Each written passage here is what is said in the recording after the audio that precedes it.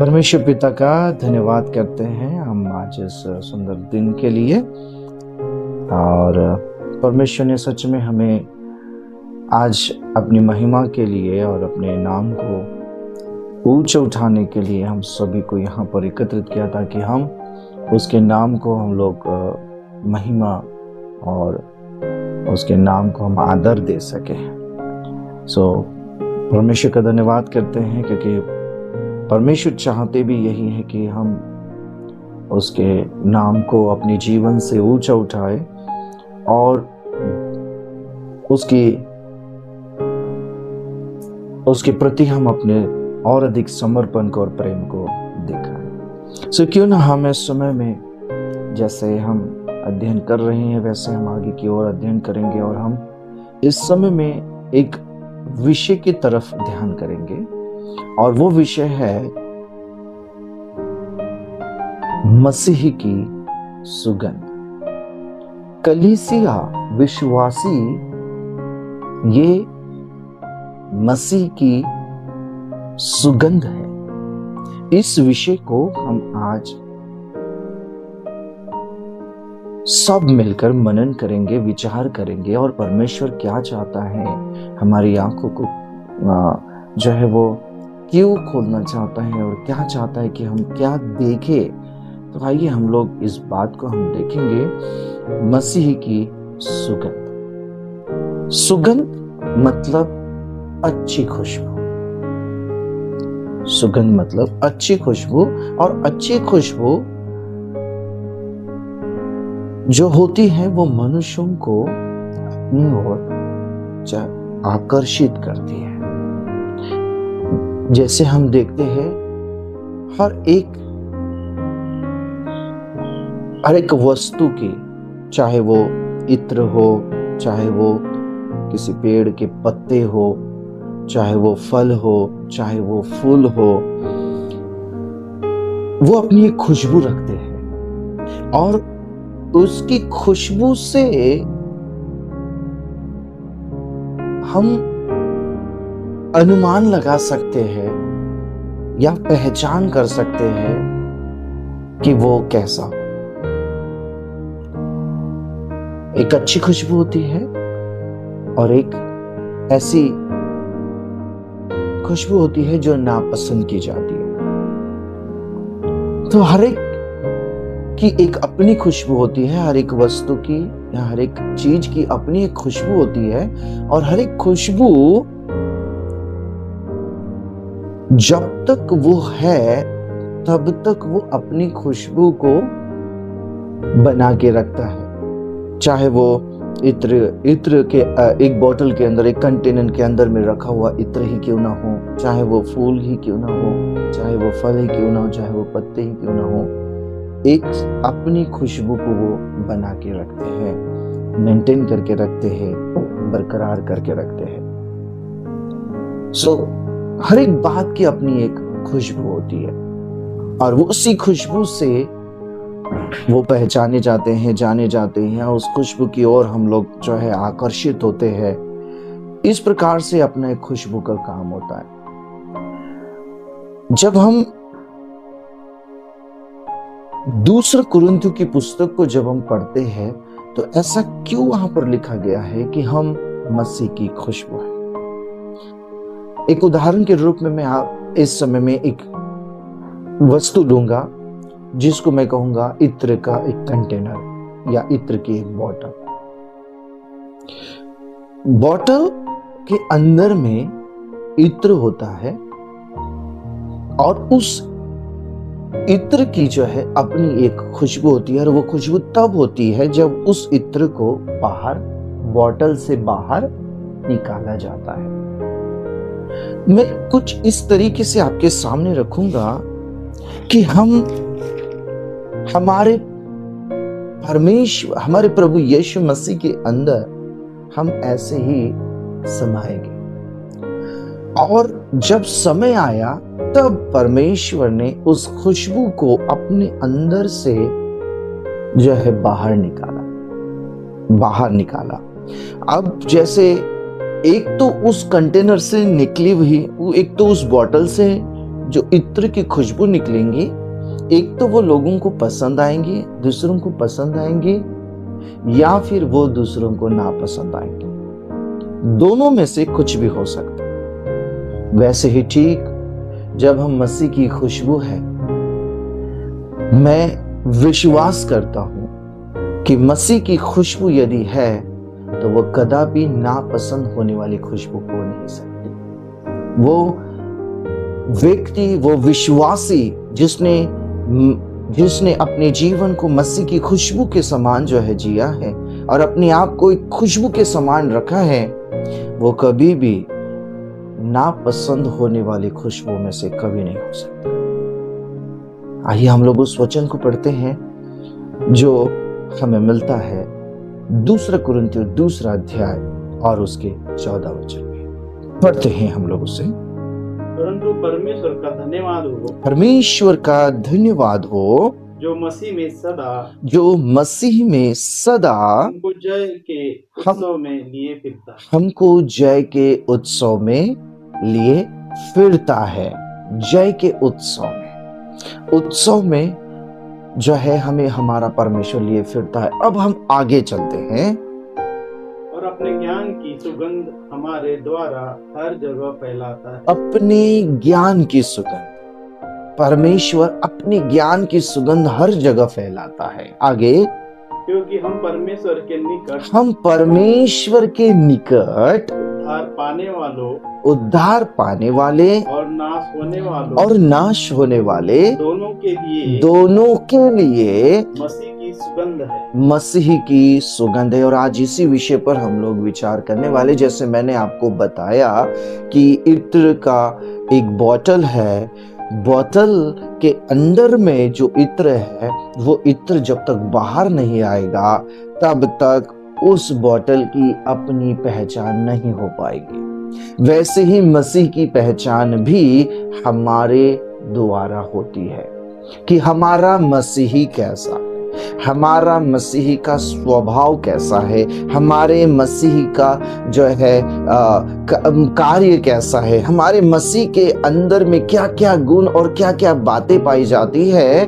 जब तक वो उसके जो है गुण बाहर नहीं आएंगे, और वो उसके गुण हम हैं, उसकी खुशबू हम हैं, और जब तक हम बाहर नहीं आएंगे तब तक हमारे मसीह की पहचान नहीं हो सकती। तो ये बहुत जरूरी है कि हम इस बात को जानें कि हम मसीह की खुशबू है, हम मसीह की खुशबू है। जैसे कि उदाहरण के रूप में हर एक व्यक्ति के द्वारा उसके जो है हर एक व्यक्ति के द्वारा, जैसे उदाहरण के रूप में पेड़ की पहचान उसके फलों से होती है, वैसे ही एक व्यक्ति जो मसीह व्यक्ति है, एक मसीह पर विश्वास करने वाला जो व्यक्ति है, उसकी खुशबू जब लोगों के पास पहुंचती है। खुशबू मतलब क्या? खुशबू मतलब क्या? तो चलिए, खुशबू मतलब मैं आपको बताना चाहता हूं। खुशबू मतलब क्या? खुशबू मतलब मसीह का स्वभाव। खुशबू मतलब वो मसीह का प्रेम।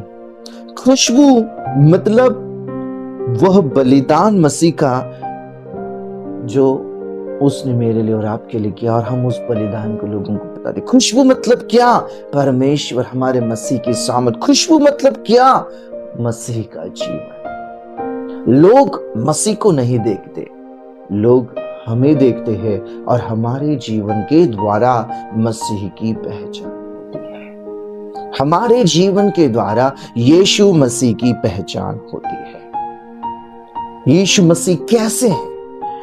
यीशु मसीह का स्वभाव कैसा होगा? यीशु मसीह के कार्य कैसे होंगे? यीशु मसीह की सामर्थ कैसे होंगी? हमारे जीवन के द्वारा प्रकट होता है, हमारे व्यवहारों के द्वारा प्रकट होता है, हमारे शब्दों के द्वारा प्रकट होता है, हमारे जो है हम जो कुछ भी प्रतिक्रिया करते हैं, उसके द्वारा हमारे मसीह का प्रकटीकरण होता है।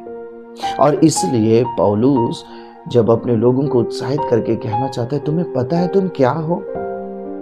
तुम मसीह की सुगंध हो। क्योंकि मसीह की सुगंध मतलब तुम्हारा स्वभाव, मसीह की सुगंध मतलब मसीह का स्वभाव जो तुम्हारे अंदर पाया जाता है, मसीह का प्रेम जो तुम्हारे अंदर पाया जाता है, मसीह की दया जो तुम्हारे अंदर पाई जाती है, मसीह का बलिदान जो तुम्हारे अंदर पाया जाता है, मसीह की सामर्थ जो तुम्हारे अंदर पाया जाता है, वो पूरा मसीह जो तुम्हारे अंदर पाया जाता है, उसको प्रकट करना मतलब सुगंध को फैलाना। और जैसी सुगंध वैसा प्रकटीकरण होगा। बाइबल में हमारे प्रभु यीशु मसीह ने जब इस पृथ्वी पर थे तब लोगों को देखा, और उन लोगों को देखा जो बहुत धार्मिक थे, बहुत जो है अपने जीवन को समर्पित होकर जीने वाले लोगों में से था।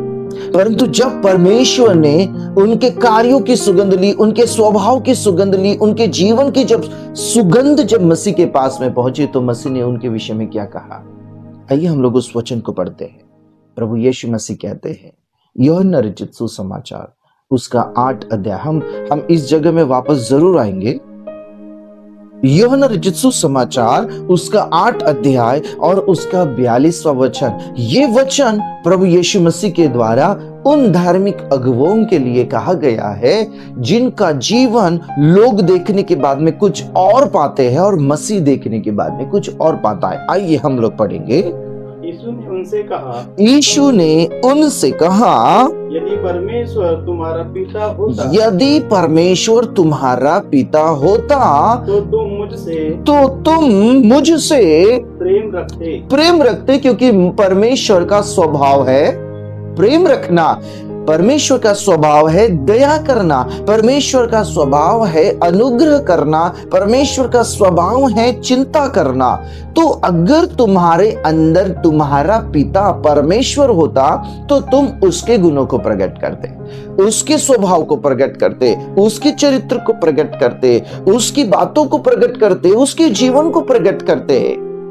परंतु मैं ऐसा नहीं देख रहा हूं। यदि तुम्हारा परमेश्वर पिता होता तो तुम मुझसे प्रेम रखते। आगे, मैं परमेश्वर की ओर से आया हूं, क्योंकि मैं भी तो परमेश्वर की ओर से आया हूं। अगर मैं प्रेम दिखा सकता हूं, मैं दया दिखा सकता हूं, मैं भलाई दिखा सकता हूं, मैं अनुग्रह दिखा सकता हूं, मैं चिंता प्रकट लोग मनुष्य दूसरों के प्रति प्रकट कर सकता हूं, तो तुम भी कर सकते थे। और यही होता है परमेश्वर का स्वभाव, परमेश्वर का प्रेम, परमेश्वर का अनुग्रह, परमेश्वर की दया भलाई। और जब मसीह ने उन लोगों का जीवन देखा तो उन लोगों का जीवन देखने के बाद में मसीह को क्या दिखा कि भाई इन लोगों के अंदर में ये अगर सच में मसीह के है, ये सच में परमेश्वर के है, तो परमेश्वर का स्वभाव इनके अंदर में क्यों नहीं है? ये अगर अपने आप को परमेश्वर से आए हुए कहते हैं, तो अगर परमेश्वर से आया हुआ परमेश्वर की बातों को प्रकट करेगा ना, जो कि वास्तव में ऐसा नहीं दिख रहा। अगर हम आगे चलते हैं उसी 8 अध्याय के 44 वचन को जब हम लोग पढ़ते, तो प्रभु ने उनको साफ साफ कह दिया, तुम्हारा पिता परमेश्वर नहीं है।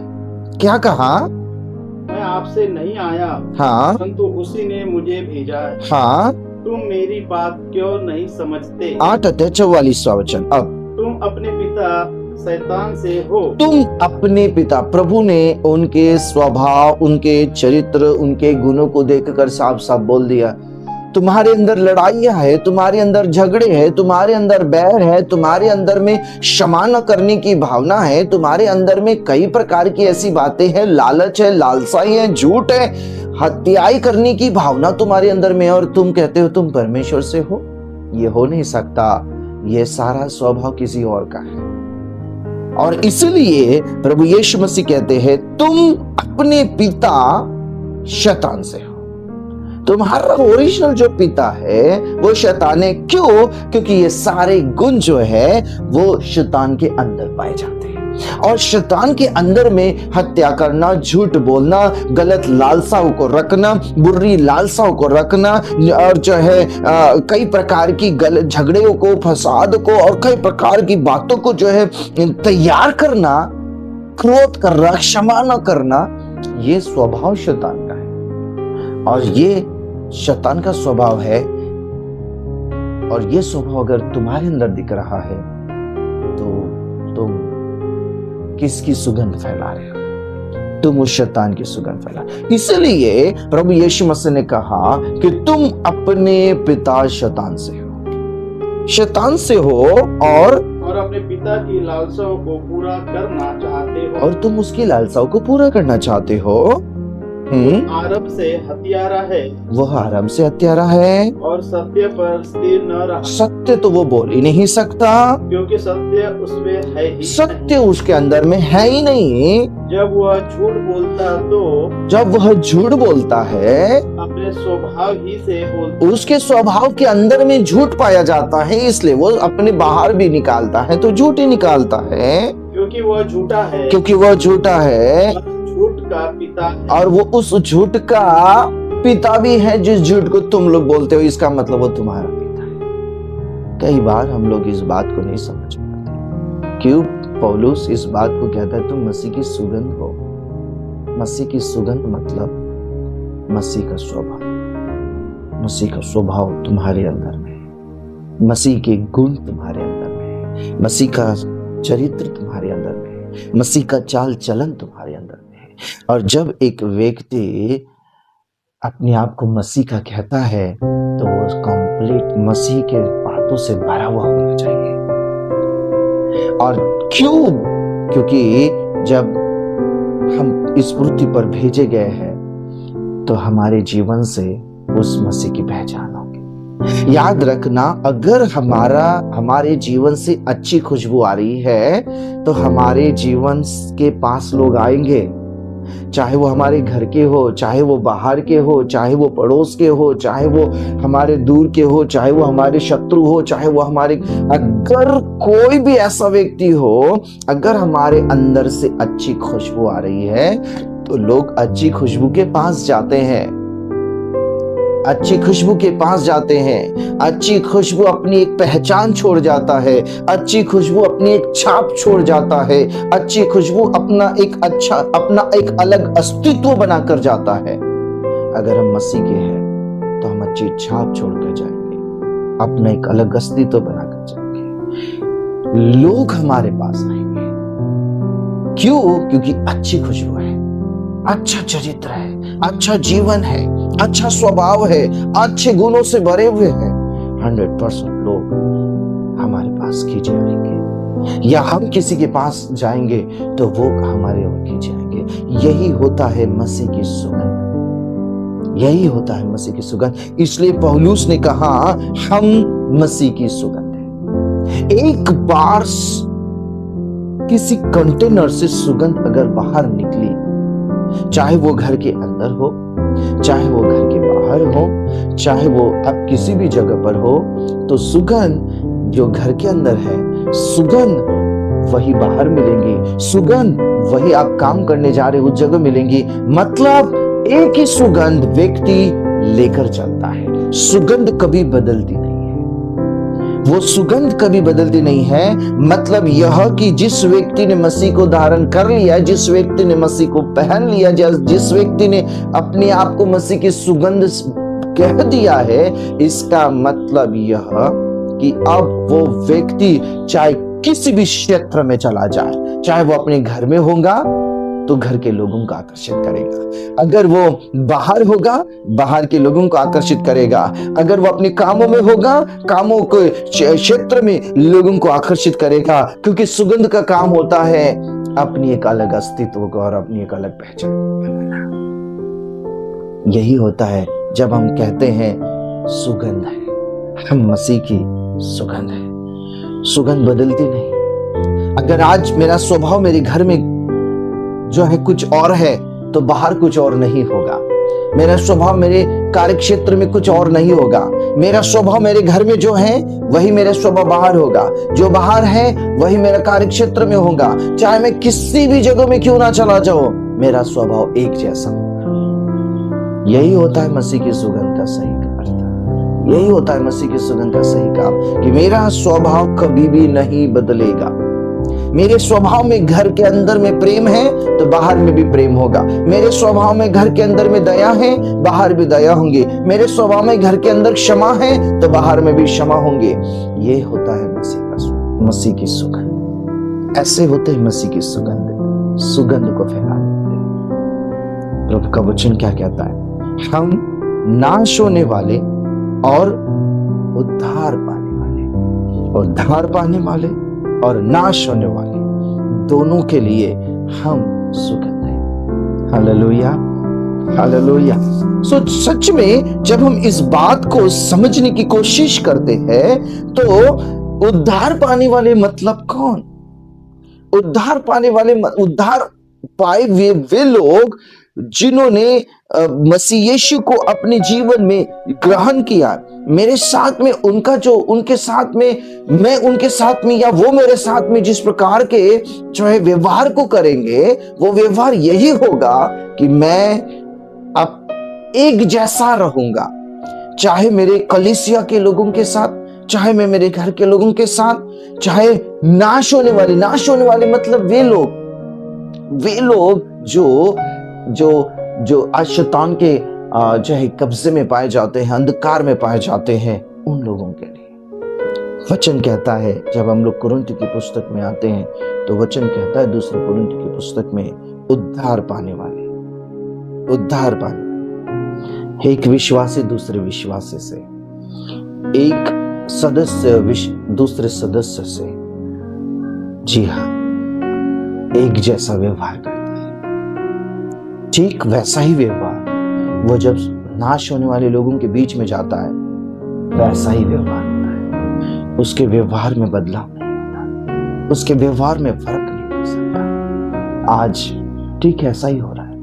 मनुष्य अपने आप को मसीह की सुगंध तो कहता है, बड़े ही गर्व से कहता है मैं मसीह की सुगंध हूं, बड़ी घमंड से कहता है मैं मसीह की सुगंध हूं, बड़ी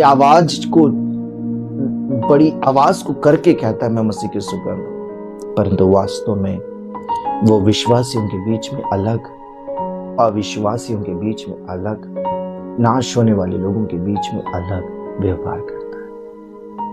हम हो सकता है किसी व्यक्ति को बेवकूफ मूर्ख बना सकते हैं, हम पासबान को मूर्ख बना सकते हैं, हम कलीसिया के सदस्यों को मूर्ख बना सकते हैं, हम अन्य लोगों को मूर्ख बना सकते हैं। परंतु याद रखना, हम परमेश्वर को कभी भी मूर्ख नहीं बना सकते। हम परमेश्वर को कभी भी मूर्ख नहीं बना सकते। याद रखना, परमेश्वर जब हम लोगों को कह सकते हैं मैं कलीसिया में भी एक जैसा हूं, मैं बाहर में भी एक जैसा, घर में भी एक जैसा हूं, मैं बाहर में भी एक जैसा। मतलब मैं जब कलीसिया में आता हूं तो मैं जो हूं सो हूं, मैं घर के अंदर जो जाता हूं मैं जो हूं सो हूं, मैं बाहर जो जाता हूं मैं जो हूं सो हूं। मैं एक जैसा हूं, मैं नहीं बदलता। मेरा स्वभाव जो कलीसिया के अंदर जो है वही स्वभाव मेरे घर के अंदर में है और वही स्वभाव मेरा बाहर है।